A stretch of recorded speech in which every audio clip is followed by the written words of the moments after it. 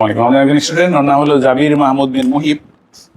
ও খুব সুন্দর করে লিখছে মাশাআল্লাহ, কিন্তু মাঝে মাঝে আমাদের বিষয়গুলো শেয়ার করার জন্য দেই যে স্টুডেন্ট যখন বর্ণ লেখে, এই যখন বর্ণ লিখছিল মাশাআল্লাহ ভালো লিখছিল, কিন্তু সে যখন সেন্টেন্স লিখতে আসছে তখন তার এটা প্রপারে আসতেছে।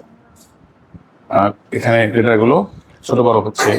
যদি আরো দেখাই, এখানে যে সেন্টেন্সের লেটারগুলো একটু ছোট ছোট ছোট বড়, আমরা আবার তাকে এখানে লেটারগুলো প্র্যাকটিস করিয়েছি, সেখানে সে লেটারগুলো পারফেক্টলি শিখেছে। আবার যখন সে এই যে লিখছে এটা আজকে লেখা এবং সে কিন্তু একটু মেসি করে ফেলছে।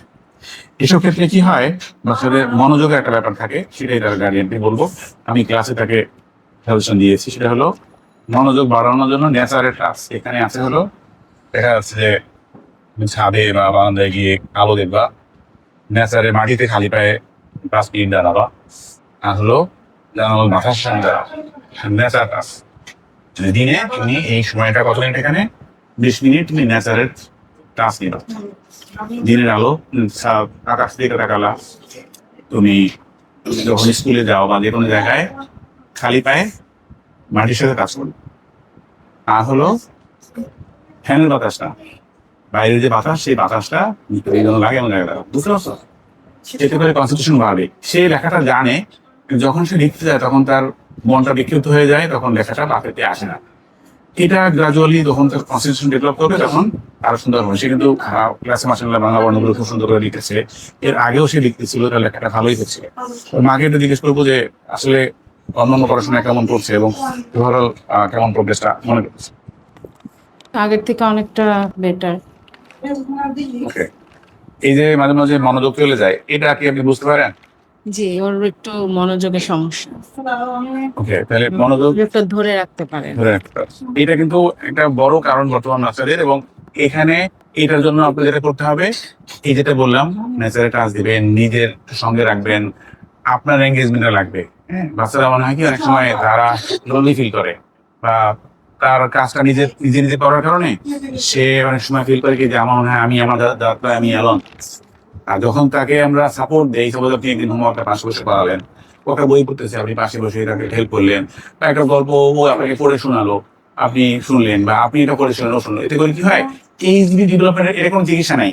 তখন ডাক্তার আপনাকে এটা সলিউশন দিবে না। একমাত্র সলিউশন হলো একমাত্র প্যারেন্ট, যে মনোযোগ ডেভেলপ করার পাশাপাশি যে ন্যাচারাল টাচটা বললাম এটা দিবেন, যে সে দিনের আলোতে একটু তাকাইলো, হালকা হালকা বৃষ্টি যখন নামে না, ধীরে ধীরে বৃষ্টি, তখন একটু বৃষ্টিতে হালকা ভিজবে, বৃষ্টির পানিটা গায়ে লাগাবে, এতে করে এটা ডেভেলপ করবে। হ্যাঁ, সেটা করলে ইনশাল্লাহ ও কিন্তু ভালো করতেছে মাশাআল্লাহ, ক্লাসে পরে লেখাগুলো খুব সুন্দর আসতেছে। আশা করি ইনশাল্লাহ আপনাকে কোর্স শেষে একটা ভালো আউটপুট দিতে পারবো।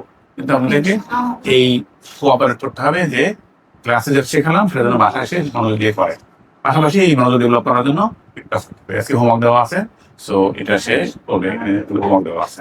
স্টুডেন্টদের এই মনোযোগের ঘাটতিটার জন্য অনেক সময় লেখাটা খারাপ হয়, বা সে যেভাবে চায় সে হয়তো জানে কিন্তু লেখাটা প্রপারলি সে প্রেজেন্ট করতে পারছে। এটা সলিউশন হলো একমাত্র প্যারেন্টের কাছে। প্যারেন্ট যদি তাকে সাপোর্ট দেয় এইটার জন্য, সে not by force, by inspiration, by guide, অথবা তার একজন সহযোগী হয়ে তাকে হেল্প করে, সেক্ষেত্রেই এটা ডেভেলপ করা সম্ভব। আমরা বাচ্চাকে ব্লেম করি, আমার বাচ্চা অমনোযোগী বা আমার বাচ্চা খেয়াল করে না। এই যাবতীয় দায় কিন্তু অ্যাজ এ প্যারেন্ট আমার, যে আমি বাচ্চাটাকে সেই পরিমাণ সময় হয়তো দিচ্ছি না, বা সে হয়তো কোনো একটা জায়গায় গ্যাপ হয়ে গেছে। তো আমরা যদি গার্ডিয়ানরা এই সচেতন থাকি, তাদেরকে কোঅপারেট করি, সেক্ষেত্রে যে কোনো পড়াশোনায় সে আপনি হ্যান্ড রাইটিং শেখান, আপনি ড্রয়িং শেখান, আপনি স্পোকেন ইংলিশ শেখান, গার্ডিয়ানের একটু সাপোর্ট, একটু ইন্সপাইরেশন, কোঅপারেশন অনেক দূরে এগিয়ে নিয়ে যায়। Thank you.